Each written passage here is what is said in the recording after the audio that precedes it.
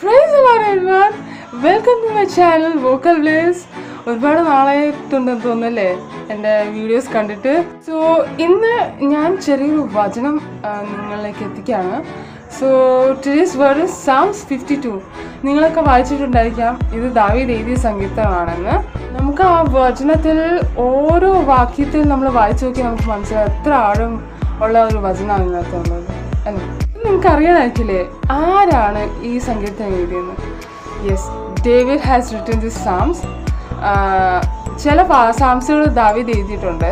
ഞാൻ ഇതിൻ്റെ വചനം, ഇതിൻ്റെ ഒരു ചാപ്റ്റർ ഈ Psalms 52 ഞാൻ വായിക്കാൻ തുടങ്ങിയപ്പോഴാണ് എനിക്ക് ഇതിൻ്റെ ഫുൾ മീനിങ് മനസ്സിലായത്. സോ ഇത് എങ്ങനെ എഴുതിയെന്ന് വെച്ചാൽ ദാവീദിനെ ഒരുപാട് ആൾക്കാർ തള്ളി പറഞ്ഞ സമയത്താണ് ദാവീദ് ഈ സങ്കീർത്തനം എഴുതുന്നത്.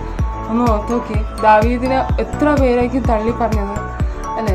ആ സമയത്താണ് ദാവീദ് എഴുതിയ ഒരു സങ്കീർത്തനമാണ് ഈ Psalms 52 എന്ന് പറയുന്നത്. അപ്പം നിങ്ങൾക്കൊരു സംശയം തോന്നില്ലേ ഇതെങ്ങനെ സംഭവിച്ചെന്ന്? യെസ്, 1 Samuel chapter 21 and 22 ഈ രണ്ട് ചാപ്റ്റേഴ്സ് നിങ്ങളെടുത്ത് വായിച്ചു നോക്കിയാൽ മനസ്സിലാവും എങ്ങനെയാണ് ദാവീദിനെ തള്ളി പറഞ്ഞത്.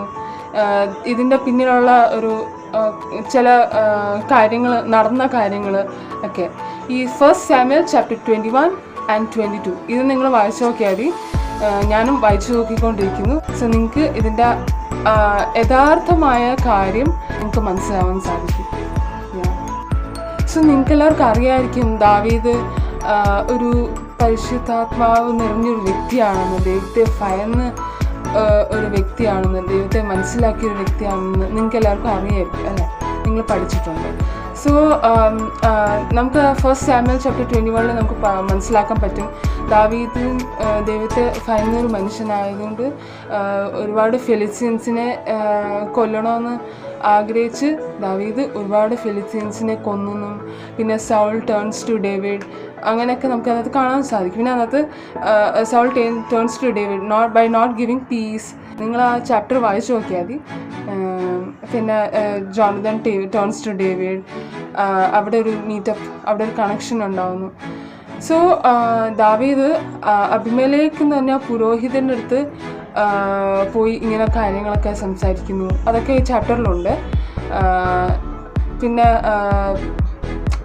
നോം എന്ന് പറയുന്നത് ഒരു പുരോഹിത പട്ടണമാണ് എന്നൊക്കെ അങ്ങനെയൊക്കെ. പിന്നെ ദാവീദ് അങ്ങനെയൊക്കെ ഒരു കുറേ കാഴ്ചകൾ. When you read that chapter you will understand it. Okay, there is an other verse we can just see.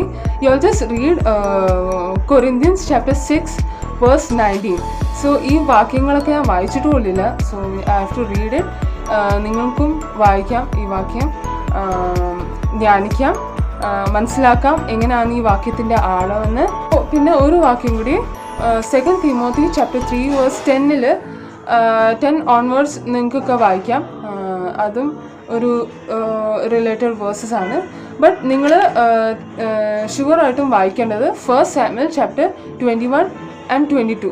അതിനകത്താണ് നമുക്ക് ഈ മനസ്സിലാവുന്നത് ഈ Psalms 52 നടന്ന കാര്യത്തെ പറ്റിയിട്ടുള്ള കാര്യങ്ങൾ നമുക്ക് ഈ ചാപ്റ്ററിൽ മനസ്സിലാവാൻ സാധിക്കും. സോ ഈ ഒരു ഷോർട്ട് മെസ്സേജ് നിങ്ങൾക്ക് എല്ലാവർക്കും ഇഷ്ടമായെന്ന് പ്രതീക്ഷിക്കുന്നു. സോ ഇനി അടുത്ത വീഡിയോ ഞാൻ കാണുന്നതായിരിക്കും. പിന്നെ ഞാൻ ഓരോ മെസ്സേജസ് ഇതിന് മുന്നേ അയച്ചിട്ടുണ്ട്, വോയിസസും അല്ലാത്ത മെസ്സേജസും ഫുൾ വീഡിയോസൊക്കെ അയച്ചിട്ടുണ്ട്.